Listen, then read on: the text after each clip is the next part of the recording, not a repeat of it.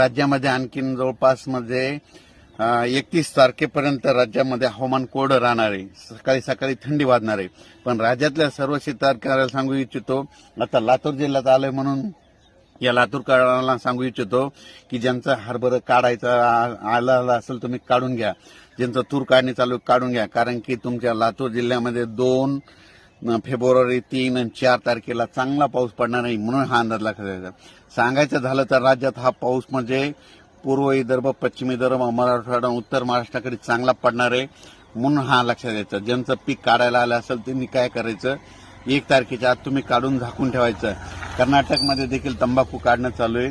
त्या शेतकऱ्याला सांगू इच्छितो की सध्या 2-3 दिवस तुम्ही काही काढू नका, कारण की 4 तारखेपर्यंत काढू नका. 4 तारखेपर्यंत कर्नाटककडे देखील पाऊस पडणार आहे, म्हणून हे लक्षात घ्यायचं.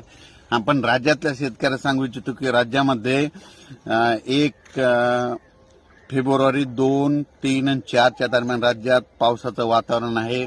सर्वदूर पडणार नाही, भाग बदलत पडणार आहे. सगळीकडे पाऊस अवकाळी पडत नसतो, तुरळक ठिकाणी पडतो, म्हणून हा अंदाज लक्षात द्यायचा. अचानक